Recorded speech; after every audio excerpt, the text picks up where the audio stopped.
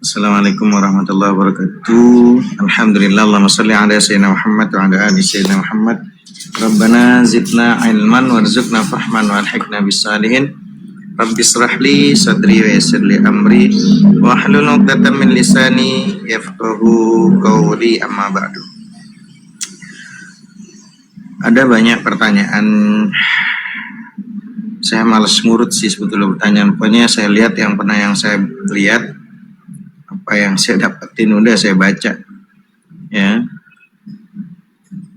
Ada minta kepada saya ini, Assalamualaikum warahmatullahi wabarakatuh. Karena ada VT tadi Ustaz Hanafi, VT-nya bagus nih gitu kan. Dan mudah-mudahan Ustaz sehat selalu, berkah selalu. Minta masukannya, edukasi untuk Ustaz nanti kalau buka Komal. Dan mudah-mudahan sehat selalu, berkah selalu, panjang umur, murah rezeki Ustaz. Siap, amin. Di sana juga demikian. Minta edukasinya tentang sabar dan juga ikhlas Ustaz. Itu aja, dan mudah-mudahan bisa bermanfaat buat teman-teman semua. Wih, yang nonton 1K cuy.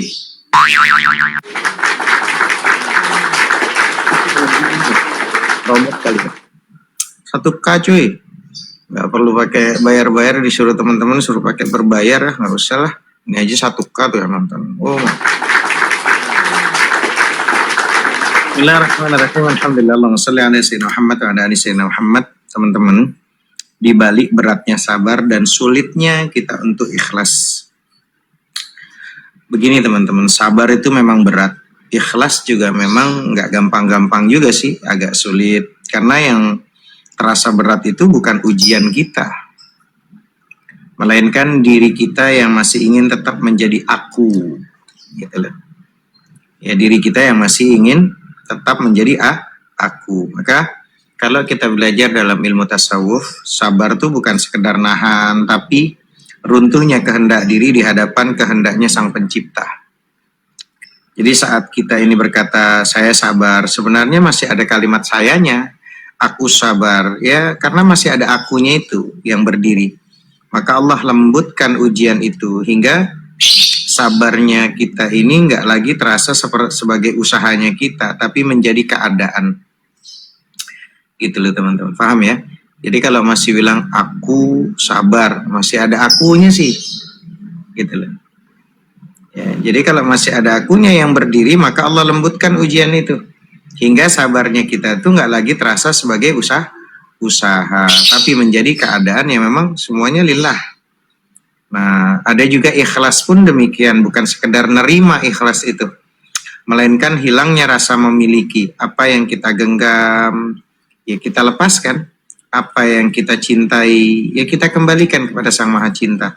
Sampai pada titik sekalian kita semuanya tidak lagi berkata ini milik saya, ini milikku. Nah, sampai udah nggak ada kalimat ini milikku lagi, karena yang ada hanya ini miliknya Allah. Nah, teman-teman, mudah-mudahan semuanya jiwa yang sedang diuji kita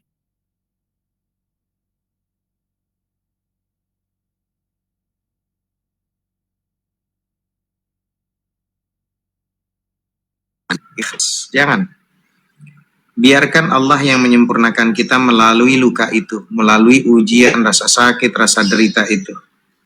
Ya. Sebab hakikatnya ujian bukan untuk menyiksa kita, tapi untuk menanggalkan diri kita dari diri kita sendiri. Ya. Dan ketika kalimat akunya kita itu telah luruh, ya, kita akan mengerti bahwa sabar bukan lebih berat, ikhlas bukan lagi sulit, karena yang tersisa hanya hanya Dia saja, Sang Pencipta itu. Dan bersama Sang Pencipta segalanya menjadi ringan. Itu aja sih singkatnya dari saya, teman-teman.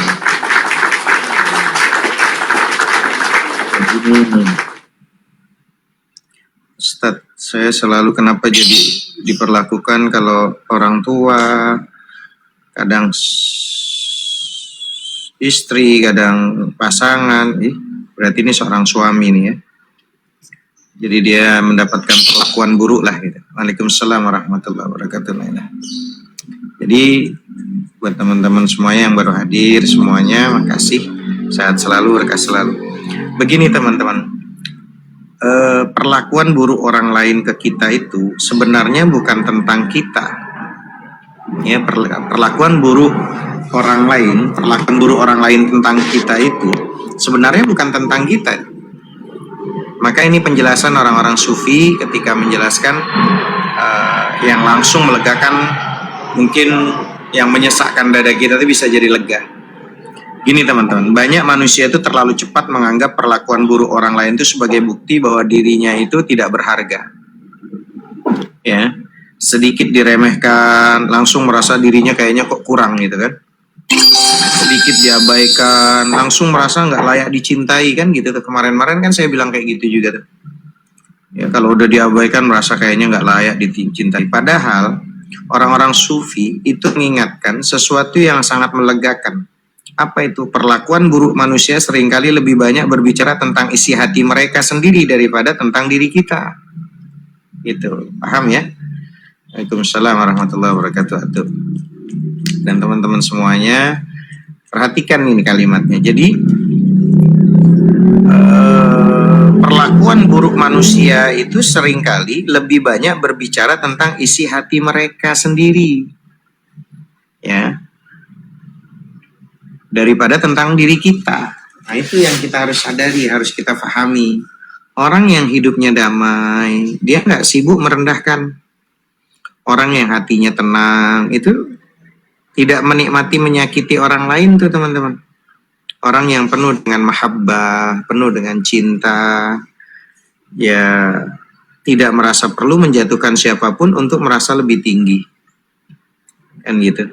Maka sahabat, ketika ada seseorang, ya, maka ketika seseorang memperlakukan kita dengan kasar, meremehkan kita, atau melukai kita tanpa alasan yang jelas, seringkali itu adalah pantulan dari luka, dari iri, dari ego, atau kekacauan di dalam dirinya sendiri.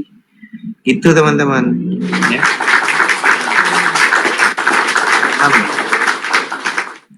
Ya, itu yang teman-teman harus pahami. Jadi ketika seseorang memperlakukan kita dengan kasar, meremehkan kita, melukai kita tanpa alasan jelas, seringkali itu adalah pantulan dari luka, dari iri, dari ego atau kekacauan di dalam dirinya sendiri. Dari iri, dari ego atau kekacauan di dalam dirinya sendiri.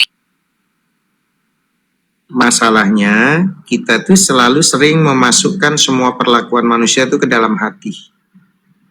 Kita langsung berpikir ada yang salah dengan diri kita. Padahal belum tentu. Kadang kita tuh hanya sedang berhadapan dengan seseorang yang belum selesai dengan dirinya sendiri. Nah, itu banyak yang kayak gitu. Ya.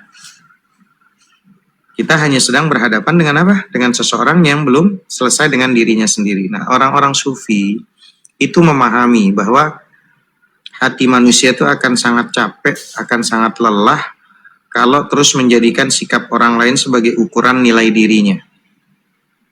Karena manusia itu kan berubah-ubah. Hari ini mereka baik, besok mereka dingin. Hari ini mereka menghargai, besok mereka melukai kita, kan gitu. Nah, jika ketenangan kita teman-teman bergantung pada itu semua, maka hidup kita akan terus naik turun, mengikuti emosi manusia lain, kan gitu. Karena itu para orang-orang sufi itu melatih diri untuk tidak terlalu personal terhadap semua perlakuan manusia. Bukan berarti menjadi dingin atau tidak punya perasaan gitu, nggak ada empati, bukan. Tapi mereka sadar nggak semua hal harus dimasukkan ke dalam hati. Ya, nggak semua harus dimasukkan ke dalam hati. Kadang seseorang berbicara kasar karena hidupnya sendiri penuh dengan tekanan. Kalau ada orang yang ngomongnya kok kasar, bisa jadi hidupnya itu lagi penuh dengan tekanan. Kadang ada seseorang yang menyakiti karena dia nggak tahu cara menyembuhkan dirinya sendiri, jadi dia nyakitin orang lain. Komal tiba-tiba plus, jangan-jangan dia tuh lagi tersakiti perasaannya tuh. Kayak Aliteng gitu, Aliteng lagi diskusi sono, hatinya sakit, terhina, terzolimi ya, kena caci maki Tuhannya, akhirnya masuk Komal ini nyaci maki Tuhan yang ada di Komal, diem kan gitu. Kadang ada orang yang menyakiti karena dia nggak tahu cara menyembuhkan dirinya sendiri, teman-teman. Itu. Jadi santai aja. Yang paling penting, mereka tidak membiarkan perilaku buruk manusia mengubah kebersihan hatinya sendiri. Maka mereka itu gini, teman-teman. Mereka itu tidak ingin ikut menjadi pahit hanya karena pernah diperlakukan pahit. Sebab apa? Ketika kita itu membiarkan luka orang lain masuk dan menetap di dalam diri kita, kita sedang memberi mereka tuh kuasa terlalu besar atas jiwa kita, ya kan?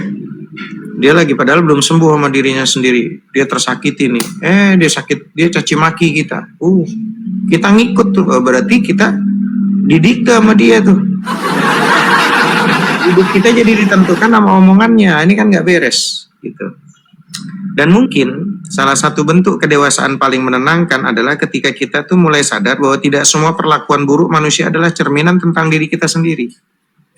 Kadang itu adalah cerminan tentang apa yang mereka sebenarnya mereka miliki, siapa mereka sebenarnya gitu. Jadi kayak gitu, teman-teman. Paham ya? Nah, ini yang harusnya kita sadari ya. Nah, ini bentuk kedewasaan yang paling menenangkan. Jadi ketika kita mulai sadar bahwa tidak semua perlakuan buruk manusia adalah cerminan tentang diri kita, kadang itu hanya cerminan tentang siapa mereka sebenarnya. Gitu. Jadi kalau hari ini ada orang yang merendahkan atau menyakiti kita tanpa alasan yang jelas, sebenarnya apa yang lebih pantas kita ragukan? Nilai diri kita atau keadaan hati mereka yang memilih melukai orang lain? Ayo. Jadi nggak usah kedikte sama omongan, tingkah laku orang, udah santai aja. Jadi jangan kita nular karena dia lagi sakit, nular nyakitin kita, kita ikut sakit. Paham ya? Itu teman-teman ya. Nah, ini mudah-mudahan bermanfaat nih buat teman-teman semua. Dan itu jawaban dari saya. Kalau ada teman-teman yang merasa kayaknya terzolimi sekali ya, terus saja masuk komal-komal edukasi, mudah-mudahan bisa menambah pengetahuan. Ya. Assalamualaikum Ustaz, ini kayaknya udah pernah nih pertanyaan ini. Saya cuman kalau masalah bahagia. Kemarin udah berkali-kali sih, tapi nggak apa-apa lah. Gini teman-teman, dia minta ciri orang yang bahagia. Saya selalu bilang gini, ciri-ciri orang bahagia itu tidak menyesali masa lalu. Dia tidak menyesali masa lalu, tidak mengkhawatirkan masa depan dan dia itu bisa menikmati hari ini, detik ini dia nikmatin tuh hidupnya.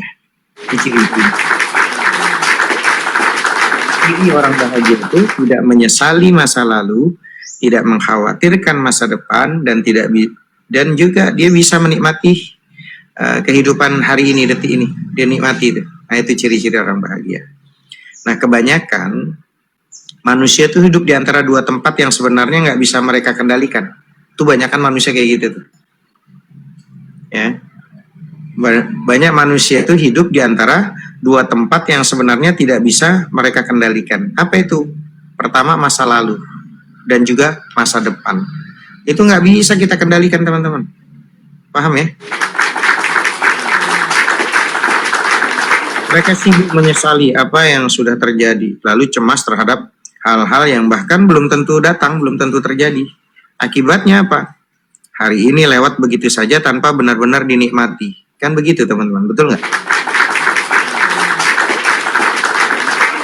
Jadi kebahagiaan itu bukan berarti hidup tanpa masalah, teman-teman, tapi kemampuan untuk hadir sepenuhnya di saat ini. Masa lalu cukup jadikan pelajaran, bukan tempat tinggal di dalam hati kita untuk selamanya. Masa depan cukup dipersiapkan, bukan ditakuti untuk berlebihan takutnya. Paham ya? Karena ini banyak penderitaan lahir itu karena pikiran terus berputar pada hal yang nggak bisa yang tidak lagi bisa diubah atau belum tentu terjadi, kan gitu. Penderitaan itu lahirnya di situ, ya, berputarnya karena pikiran kita itu pada hal yang nggak lagi bisa diubah, orang udah terjadi kok, atau belum tentu terjadi. Kita ketakutan sendiri, nervous sendiri, ya kan, beleng-beleng. Dari apa? Orang model kayak gini, manusia yang kayak gini kehilangan ketenangan karena terlalu sibuk memikirkan waktu lain, waktu yang lalu, masa lalu, terus masa yang akan datang, pusing deh. sampai lupa menghargai hidup yang sedang berjalan sekarang. Udah nikmati hari ini teman-teman ya. Itu menikmati Allah, menikmati hari ini adalah bentuk kedewasaan batin kita. Waalaikumsalam warahmatullahi wabarakatuh yang sudah hadir. Ya, menikmati hari ini adalah bentuk kedewasaan batin. Kenapa? Sebab hidup sebenarnya itu tidak terjadi kemarin atau besok, tapi terjadi di saat ini. Dan orang yang mampu berdamai dengan waktunya sendiri akan lebih mudah menemukan rasa cukup dan kebahagiaan dalam hidupnya. Jadi nggak usah mikirin yang kemarin, nggak usah pusing dengan yang akan datang. Hari ini lakukan yang terbaik, insya Allah ke depannya juga akan baik. Allah Ta'ala alam bisawab.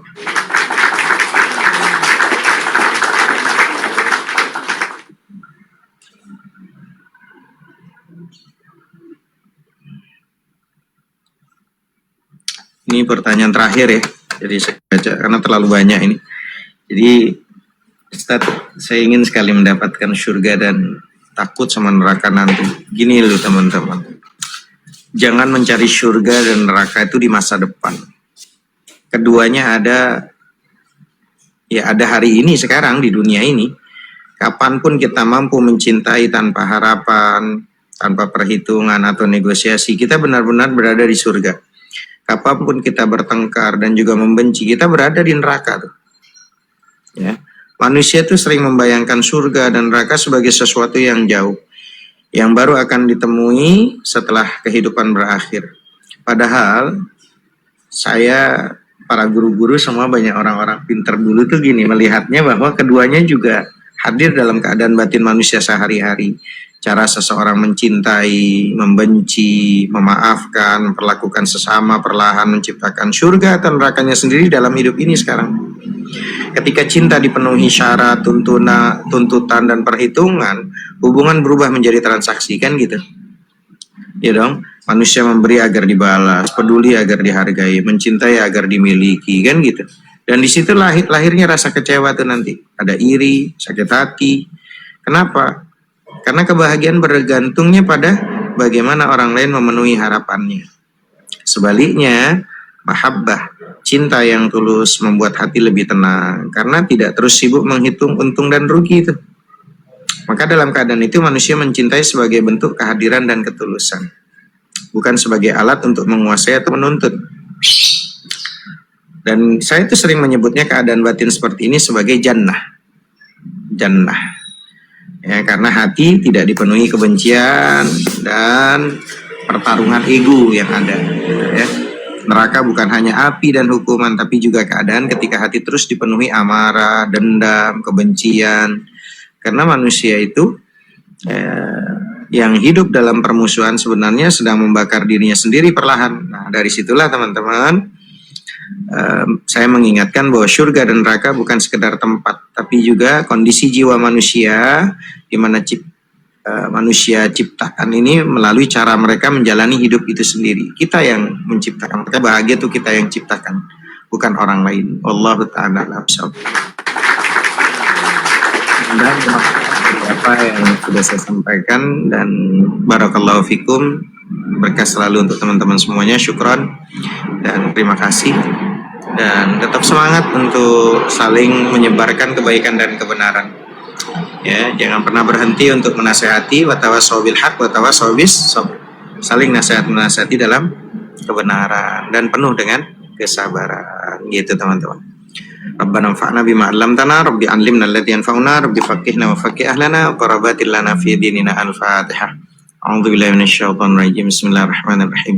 Alhamdulillahi rabbil alamin, arrahmanir rahim, maliki yaumiddin.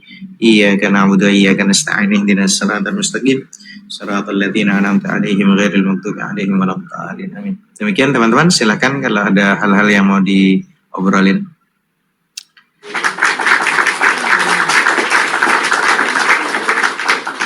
Ya, bismillahirrahmanirrahim. Assalamualaikum warahmatullahi wabarakatuh. Waalaikumsalam warahmatullahi wabarakatuh, dokter. Silakan ya. Dokter, kalian. Ini dalam hal kesabaran Ustaz menghadapi berbagai macam fenomena di dalam kehidupan. Betul kata Pak Ustaz bahwa kadang terjadi sesuatu bukan karena kita, memang karena orangnya yang usik. Disinilah kadang ada kata-kata sering, sabar itu bos ada batasnya. Nah, ini kan sabar itu ada batasnya. Di sini kan yang membatasi kesabaran itu adalah kita. Nah, mohon sedikit pencerahan Ustaz. Kan kebanyakan kata-kata itu selalu menjadi suatu apa namanya ungkapan dari Dalilnya di Quran kan Dr. Rahman tahu kan? Innallaha ma'as masabiri. sabirin. Innallaha Ganjarannya ma'as-sabirin. bukan surga. Ganjarannya bukan surga. Orang Iya, sabar tuh ganjarannya innallaha ma'a, Mas- bersama dengan bersama. ketika orang itu dia bersabar tanpa batas, maka dia yakin orang dunia ini bukan punya saya, kenapa saya harus nggak sabar? Iya. Jadi dia sudah bersama dengan kondisi ma'rifatullah dengan Allah. Maka kamu milihnya gimana? Milih dengan sang pencipta atau milih dengan ciptaannya? Surga itu ciptaannya, kalau Allah sang pencipta. Kita milih bersama sang pencipta. Dan ketika dia sadar bahwa kok saya nggak sabar ya, aneh kan? Jadi ganjarannya cari yang lebih tinggi lah makomnya. Makomnya ketika kita bersama dengan Allah ya sudah, have fun.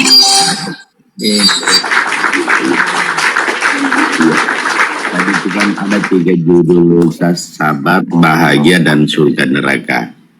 Nah, saya mulai dulu dari sabar sudah.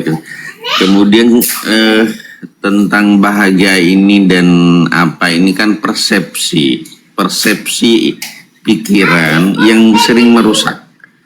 Persepsi memori ini yang tidak bisa dia terlupakan, atau sesuatu yang menyakitkan itu menjadi sesuatu memori bekas yang tidak bisa dihapus dalam memori. Hanya apa?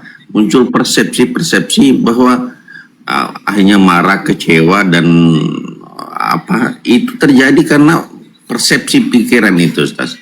Nah, merubah mindset, merubah pola pikir, merubah persepsi terhadap sesuatu ini kan yang harus melalui kebiasaan-kebiasaan yang merubah kebiasaan juga, habit inilah yang menyebabkan seseorang kadang susah untuk berubah. Akhirnya apa? Sulitnya orang untuk berubah menjadi satu karakter. Nah, ini karakter seperti ini kan susah. Akhirnya apa yang dikatakan Ustaz bahwa dia sudah hidup di neraka sebelum mati, karena dia sudah membuat dirinya sendiri dalam neraka, kan gitu Ustaz. Artinya karena selalu menghukum dirinya sendiri dalam konteks persepsi pikirannya tidak bisa mau berubah-berubah, selalunya sebagai objek derita, tidak pernah memandang dirinya bahwa saya ini berhak untuk merdeka, berhak untuk menentukan diri sendiri, tidak boleh didikte oleh orang lain. Begitu Ustaz. Mohon sedikit pencerahan. Yes. Ya, bismillah. Jadi teman-teman, pikiranmu itu adalah takdirmu. Dan yang kamu bayangkan pasti akan datang, teman-teman. Makanya ada kalimat innallaha inda dhanni abdi. Allah itu sesuai dengan prasangka hambanya. Hati-hati. Allah itu sesuai dengan prasangka hambanya. Gitu loh. Makanya kalau yakin ya yakin, jangan ragu. Gitu loh. Jadi hidup kita ini tidak dimulai dari langkah kaki kita, teman-teman. Hidup kita ini dimulai dari apa yang berulang kali kita pikirkan di dalam kepala kita. Setiap hari pikiran kita mengirimkan perintah kepada otak. Setiap hari tuh pikiran kita tuh mengirimkan perintah tuh sama otak kita. Otak kemudian mencari bukti untuk membenarkan apa yang kita yakini. Nah, ketika kita terus berpikir bahwa kita lemah, kita gagal, tidak beruntung, dan tidak mampu, otak kita akan bekerja tanpa sadar. Otak itu akan bekerja tanpa sadar tuh untuk membuktikan bahwa semua itu benar. Akhirnya ketakutan kita tuh menjadi kenyataan. Inilah kalau di dalam ilmu psikologi, di Al-Quran ada psikologis itu, ya. Ini ilmu psikologi yang jarang disadari banyak orang. Manusia itu tidak hidup sesuai kenyataan, tapi hidupnya sesuai persepsi tentang kenyataan. Apa yang harus kita bayangkan akan membentuk emosi. Emosi akan membentuk keputusan. Keputusan akan membentuk tindakan. Dan tindakanlah yang diulang ini setiap hari akan membentuk takdir kita. Oke. Sekarang gimana? Aman. Oke, saya ulang. Tapi hati-hati, apa yang kita takutkan secara berlebihan juga bisa mendekat. Bukan karena alam semesta sedang menghukum kita, bukan. Tapi karena fokusnya kita tertuju ke sana. Energi kita, perhatian kita, tindakan kita, diam-diam mengarah pada hal-hal yang terus kita pikirkan. Karena itu, jaga pikiran kita seperti menjaga masa depan kita. Innallaha 'inda dhanni 'abdi, sesungguhnya Allah itu sesuai dengan prasangka hambanya. Makanya jangan posisi mikir yang enggak. Pikiran yang bagus-bagus. Kan saya selalu bilang analoginya. Kita buka pintu saja. Buka pintu nih. Kalau lemari itu tersusun rapi, celana-celana, baju-baju, sarung-sarung, terus diisi minyak wangi. Kita buka lemari aja senangnya luar biasa gitu. Apalagi hati yang tersusun dengan baik, yang harusnya masuk ke hati, nggak semuanya, walaupun hati itu seluas samudra, nggak semuanya harus masuk ke hati kan, nggak selalu semuanya harus netap di dalam hati. Yang nggak penting buang, udah susun dengan rapi yang dalam hati itu, ya hal-hal yang indah-indah, supaya pada saat kita ini melakukannya semuanya serba indah. Jaga pikiran kita sebagaimana kita menjaga masa depan kita. Berhenti untuk memberi makan rasa takut. Paham ya? Berhenti memberi makan rasa takut.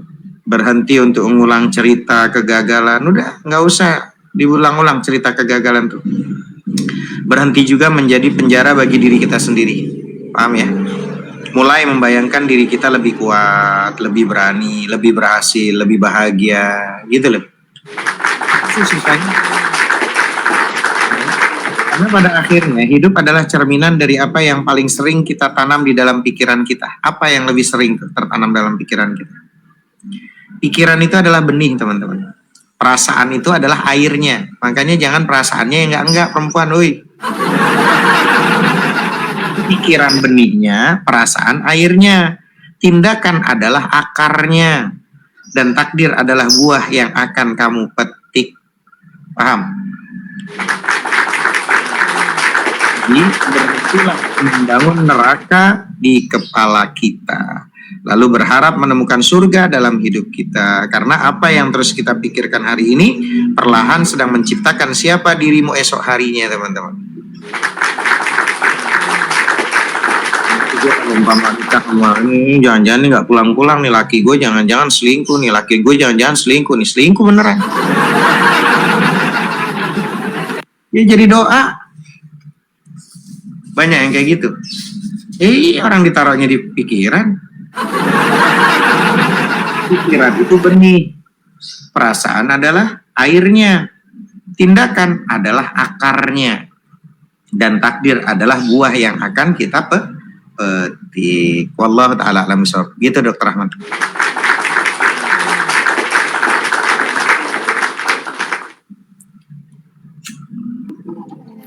Terakhir pertanyaan tentang surga dan neraka, Ustaz.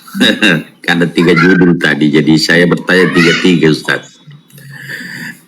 Dalam kehidupan ini kadang orang saya lihat banyak ya mudah-mudahan saya tidak.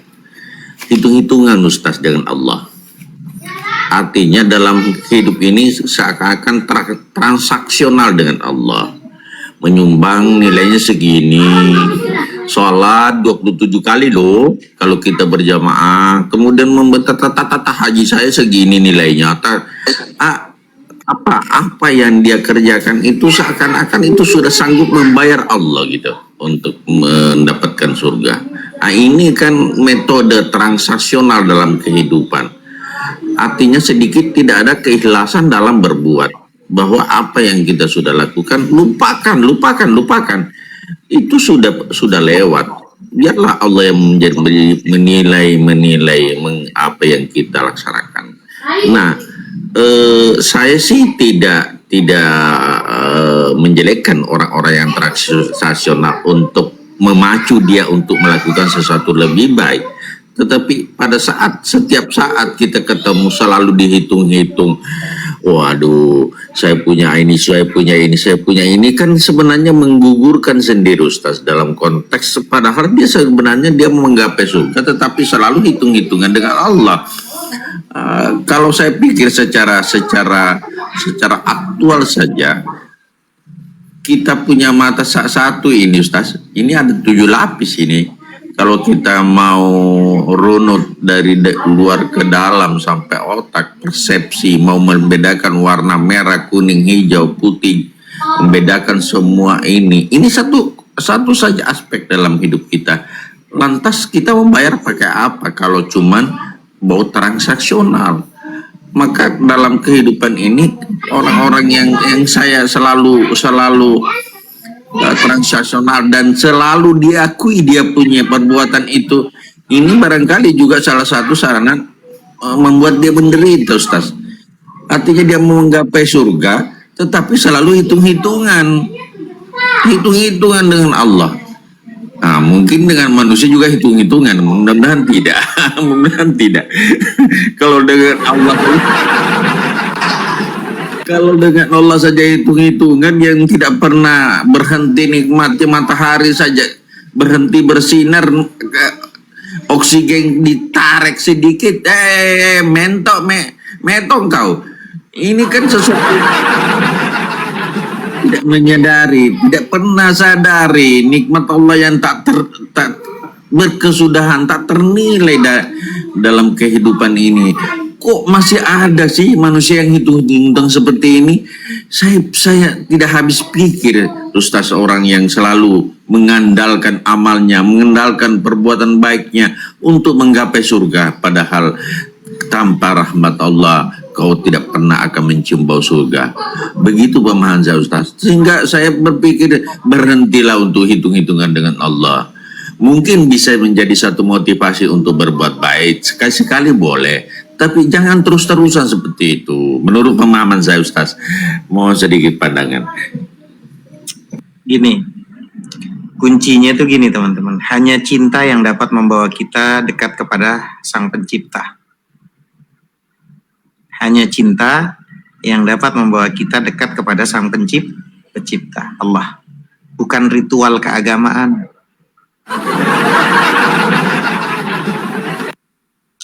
Itu. Makanya kenapa di dalam Al-Quran ada kalimat wailun lil musallin. Bayangin tuh. Wailun lil musallin. Kenapa kok ada ancaman bagi orang yang sholat? Yang sholat aja dapat ancaman, apalagi nggak sholat.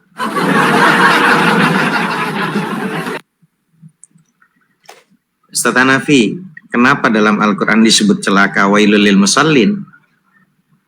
Ya. Jawabannya karena sholat bukan hanya gerakan. Makanya Allah berfirman, maka celakalah orang-orang yang sholat, yaitu mereka yang lalai dalam salatnya. Wailul lil musallin alladzina hum an sholatihim sahurun. Mereka yang lalai dari salatnya. Apa makna lalai itu? Lalai dari tujuan sholat. Lidahnya nginget Allah, tapi hatinya tenggelam dalam selain Allah. Jasadnya menghadap kiblat, tapi hatinya menghadap dunia. Jadi yang dicela bukan sholatnya, bukan. Yang dicela adalah kelalaian hati dari Allah. Jasad menghadap Ka'bah itu mudah. Yang sulit adalah menghadap hati kepada Allah. Hanya mahabbah. Hati ini memang tempatnya untuk Allah. Hanya cinta ya yang tulus dalam hati karena Allah yang dapat membawa kita dekat kepada Tuhan, bukan ritual agama. Bukan ritual agama. Jadi jangan mencari Ustaz, bagaimana cara membuktikan cinta? Bukti cinta Tuhan. Dengar. Jangan mencari bukti cintanya Tuhan. Jangan mencari bukti cintanya Allah. Hidupnya kita hari ini, detik ini adalah buktinya tuh cintanya Allah tuh.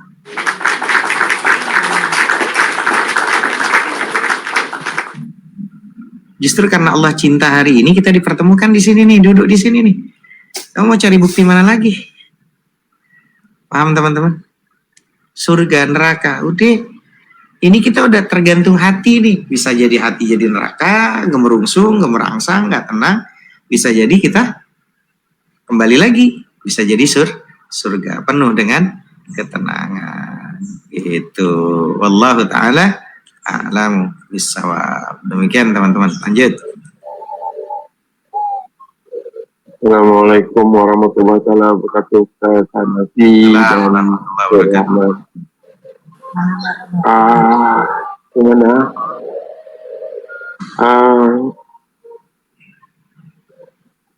Gimana nih Ustaz? Mohon doa kesembuhan untuk mertua aku Ustaz. Kenapa sakit? Dia dimasukkan ke ICU di rumah sakit Ustaz. Kronom. Ya. Oke. Kita doakan. Siapa namanya? Bang Prin. Haji Sanif. Haji Sanif. Haji Sanif. Haji Sanif. Cewek, ya. Cewek cowok. Cowok berarti. Cowok lah. Ya, Bapak mertua berarti. Bapak mertua ya? Iya. الفاتحة إلى حضرة النبي المصطفى صلى الله عليه وسلم وعلى آله وأصحابه أزواجه وذريته وأبويه وأخوانه من الأنبياء المرسلين والأولياء والشهداء والصالحين والصحابة والتابعين والعاملين المعلمين العارفين خصوصا إلى Haji Sanif. Allahumma anta safi la sifa illa shifa la yughadiru saqaman. Mudah-mudahan Allah jadikan rasa sakit, penderitaannya penggugur dosa. Dan Allah tahu mana yang terbaik untuk dirinya.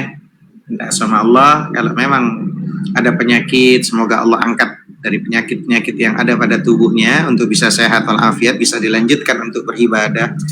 Ya, semakin dekat sama Allah, dan semua Allah yang tahu.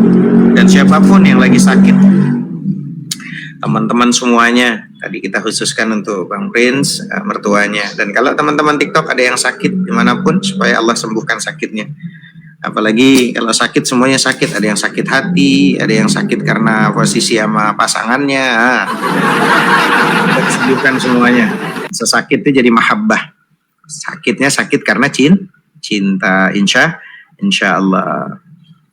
Wa khusus ila arwahi abaina wa ummahatina wa ajdatina wa jaddatina wa banaina wa banatina ya ikhwana wa akhwatina khalatina ammatina asdiqaina akribaina wa ustadina wa ustadi ustadina wa li jami'il muslimin wal muslimat wal mu'minin wal mu'minat al ahya'i minhum wal amwat syai'un lillahi lana wa lahumul fatihah. A'udzu billahi minasy syaithanir rajim. Bismillahirrahmanirrahim.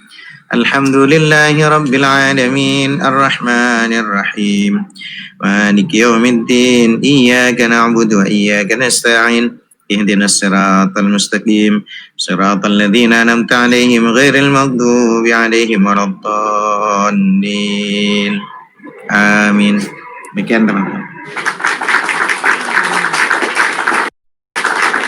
Oke Ustaz. Siap Bang Brin. Umurnya pun sudah mau dekat 80 lah Ustaz. Oh. Sudah ya mau dekat 80. Aku pun kadang-kadang Ustaz macam karena aku nggak tahu lah. Teruskan Ustaz, teruskan. Prince, sakitnya apa Pak Prince? Bulan sebelum hari apa namanya Idul Fitri hari itu, dia gugur dia jatuh di dalam kamar mandi. Jadi dia cuma macam mana gugur, dia jatuh tu aku tak tahulah macam mana. Tiba-tiba dia tak dapat bangun, doktor. Kalau bangun mesti diangkat. Setiap kali aku mengangkat dia bangun, badannya sakit. Jadi aku tu heran, adakah aku mengangkat secara kasar kah, apakah. Jadi dibawalah tukang urut untuk. Saya potong. Buat pilih Rasulullah itu dahulukan kaki kiri. masuk ke kamar mandi itu pakai kaki kiri. Itu hal-hal sepele itu, ya, hal yang sangat sepele. Dan karena memang kenapa kok disuruh, ada hikmah di balik itu semua. Di antaranya ya karena memang di situ tempatnya sesuatu yang kotor, ya, disuruh pakai kiri. Kalau yang tempat-tempat baik kanan, keluarnya posisinya kiri. Nah, ini yang harusnya terbalik nanti, di posisi kamar mandi juga keluarnya kanan, masuknya kiri. Ini ilmu, ya, jangan sampai nanti nggak diamalin. Kayaknya hal-hal yang remeh-temeh, tapi manfaatnya luar biasa. Dulu ada santri di sini, bukan santri yang udah lama, bukan di sini mah nggak ada orangnya. Kamar mandi jatuh, masih alhamdulillah untung hidup. Ada dulu, ya Bang Brin. Alhamdulillah. Jangan remehin kalau masuk kamar mandi pakai kaki kiri. Ini malah posisinya malah tangan kanan yang masuk. Bahaya. Jangan masuk pakai tangan kanan, Nurhana. Kaki, kalau masuk kamar mandi kaki. Hah? Paham ya? Itu, ini hal-hal pelajaran, semuanya dituntut. Dan akhirat, paham ya? Jadi masuk kamar mandi itu, ingat dulu depan kamar mandi itu kaki kiri. Allahumma inni minal khubusi wal khaba'is. Tapi mungkin lah doktor, di tulang belakang tu yang apa namanya selepas jatuh tu doktor, mungkin tulang belakang tu yang apa namanya yang rusak lah mungkin lah doktor. Aku pun bukannya tahu tentang kedokteran kan. Sebab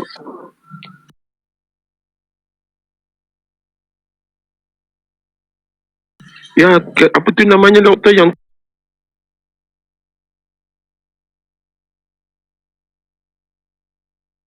tulang belakang tu untuk kalau rusak tu kan petani dah dapat jalan. Tidak tuntunannya. Pertama, dari situ tuh harus siram. Dan itu hal-hal yang udah diajarkan sama Rasulullah. Makanya kenapa disuruh pakai siwak. Siwak aja itu zaman Rasulullah itu 14.400 tahun yang lalu. Ini siwak ini, gitu loh. Itu diajarin. Ini malah Nurhana malah pakai posisinya ini pakai garpu, garpu dijadiin siwak. Tahu Nurhana? Oh Nurhana. Tadi malam di hospital, di apa namanya, di bilik rumah sakit tu kan, dia dibagi makan. Jadi apabila makan, ia sama daya dia muntahkan ataupun ia apa namanya dia dapat makan. Jadi hari ini ia dimasukkan ke dalam ICU. Jadi aku ni sebenarnya menunggu isteri aku pulang dari tempat kerja dalam perjalanan untuk berjumpa dengan ada doktor mau menerangkan tentang apa sakitnya.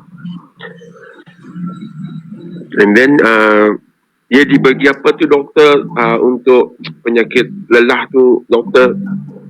Kadang-kadang untuknya berdiri saja di rumah sakit tu, untuknya berdiri saja ia sudah lelah doktor. Bagian saraf. Ya. Kalau di sini kami mengatakan apa tu kalau dia mengatakan asma kan, tapi kami di sini menyebutnya ampus. Oh, asma. Asma. Ya. Tapi kalau kami bahasa kami doktor, kami sebut dia ampus. Jadi itulah yang diberi untuk apa pernafasan tu kan, untuknya berdiri saja ia sudah apa namanya ni,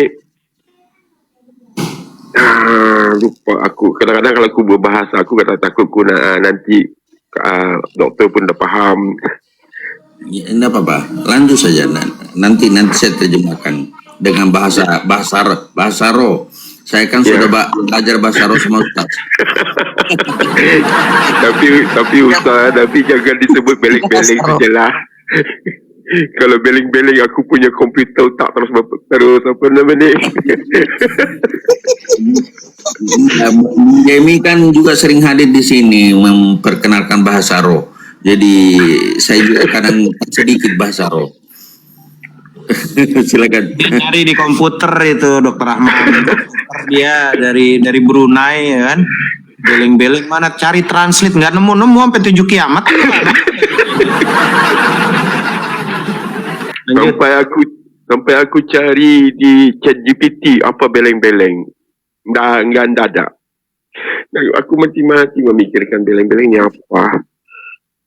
Sebentar lagi jam 12 isteri aku sampai, manalah terus ke rumah sakit pasal doktor adakan perjumpaan untuk berjumpa menerangkan apa sebenarnya kan tentang pasal sakitnya tu penyakit yang makin menurun bukannya semakin sedekah Bang Prin, istri masih ada kan Bang Prin? Istri masih ada kan? Ya. Istri Bang Prin kan suami ridho sama istri banyakkan sedekah, niatkan untuk atas nama ayah. Iya. Gitu. Lagi sakit tuh as-shadaqatu tanfa'ul bala. Sedekah itu dapat mencegah bala, sesuatu yang kita tidak inginkan apa. Udah Allah yang tahu kok. Kalau dengan cara membuat penderitaan berlarut-larut, Allah tahu bagaimana yang terbaik dan semuanya pasrahkan sama Allah. Ya. Banyak apa kan yang gitu. apa yang membuat aku sedih tu Ustaz? Apa yang membuat aku sedih tu kan? Kalau semua orang membuang aku Ustaz, semua orang membuang aku, tetapi ayahnya sendiri menerima aku lah Ustaz. Itu yang membuat aku apa namanya ni? Iyalah, dan berusaha lah Bang Prin. Bang Prin udah posisi kayak gitu, ya tinggal sebagai mantu yang terbaik. Nanti biar Dokter Rahman yang ini kan masalah penyakit secara ininya medisnya. Silakan Dokter Rahman, barangkali ada yang mau disampaikan ke ini. Kalau di saya kan bagiannya bahasa roh itu tadi. Saya cuma bagian bahasa roh aja. Silakan Dokter Rahman.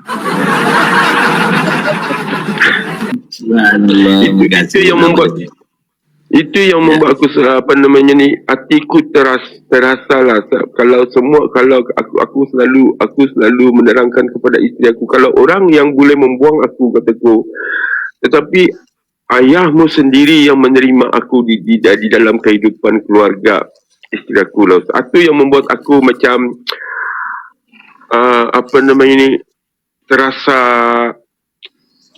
menjadi manusia lah, dimanusiakan. Ya. Hargai. Sedangkan orang betul, saya paham. Berarti mertua ini menerima dengan baik, menjadikan manusia, memanusiakan manusia, sehingga penghargaan itu merupakan balasan bahwa saya dihargai. Tentu kita akan membalas dengan lebih baik perbuatan mertua kita, begitu kan Bang Turis? Iya. Ya bersyukurlah Bang Prin. Bang Prin tuh orang mertua gitu, bisa dimanusiakan. Ada yang mantu malah pengennya punya mertuanya pikun. Ada mantu pengen mertua pengennya pikun. Pikunnya apa Ustaz? Pikun. Cari di Google Translate pikun tuh apa, cari coba. Sekejap.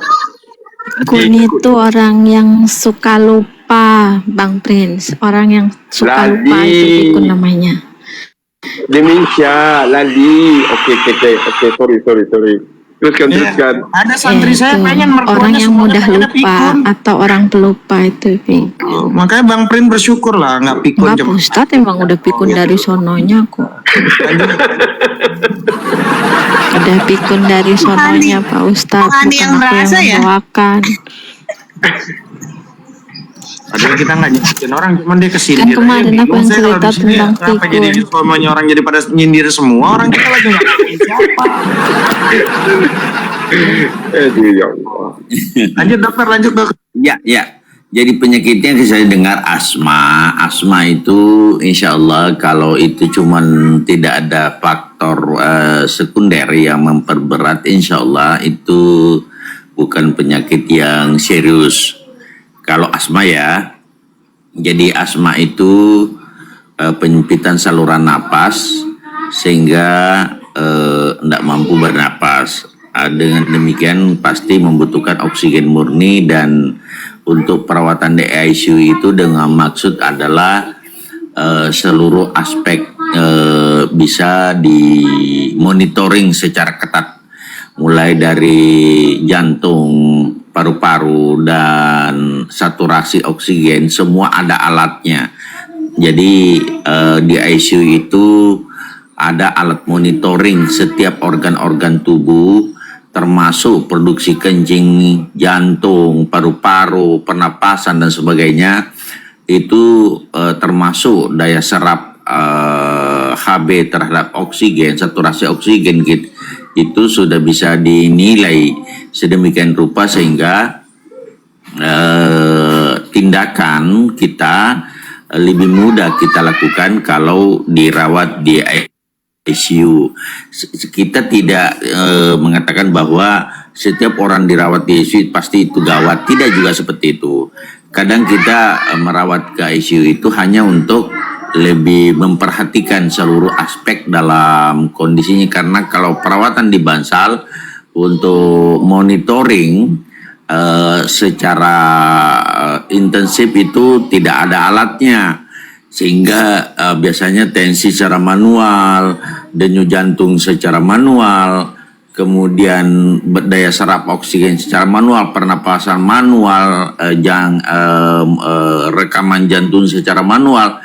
Sementara di ICU itu sudah terpampang semua hasilnya, sehingga apabila terjadi sesuatu gangguan pada satu organ, maka dokter cepat untuk melakukan tindakan secara profesional sesuai dengan kondisi pasiennya, Bu Pris.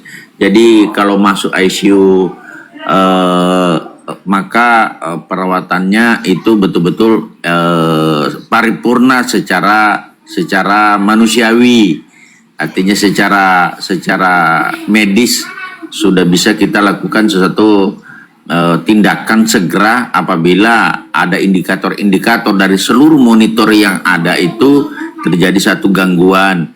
Misalnya daya serap oksigen turun menjadi 80, maka oksigennya akan ditambah. Misalnya denyut jantungnya atau apapun, maka kita akan tambah dopamin untuk meningkatkan. Artinya semua elemen-elemen di monitor itu dijaga oleh satu orang khusus untuk melihat kondisi pasien secara berkala dalam 24 jam.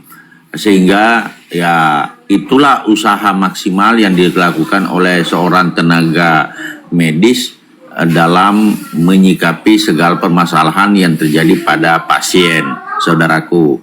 Jadi ya itu memang adalah tindakan kedokteran yang paling paripurna. Namun demikian apa yang dikatakan oleh tadi Ustaz bahwa untuk menopang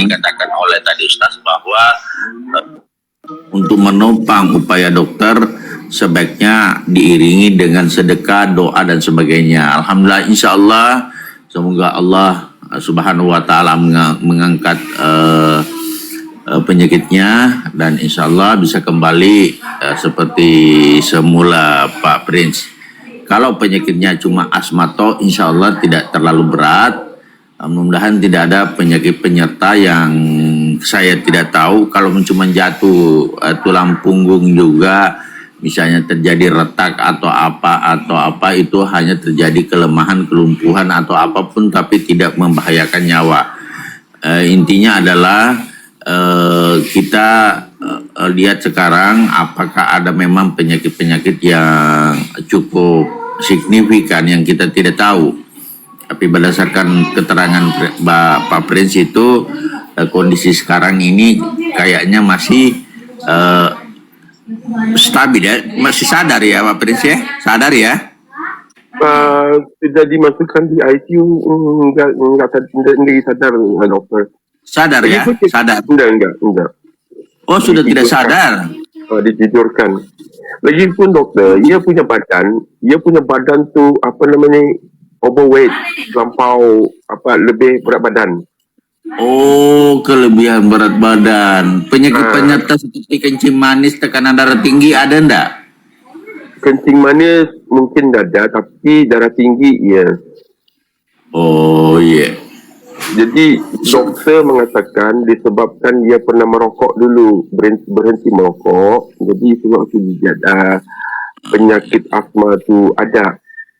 Itulah alasan doktor lah. Tapi kalau hanya merokok, doktor barangkali aku ni perokok ni, doktor terus terang. Iya. Aku ni perokok tegar ni, doktor. Itu dokter itu kan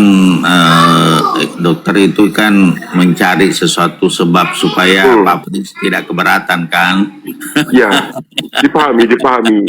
Tapi tahulah kalau macam aku sendiri doktor, aku faham. Tapi isteri aku tu kan macam dia, tahulah perempuan ni kan terbawa-bawa emosi.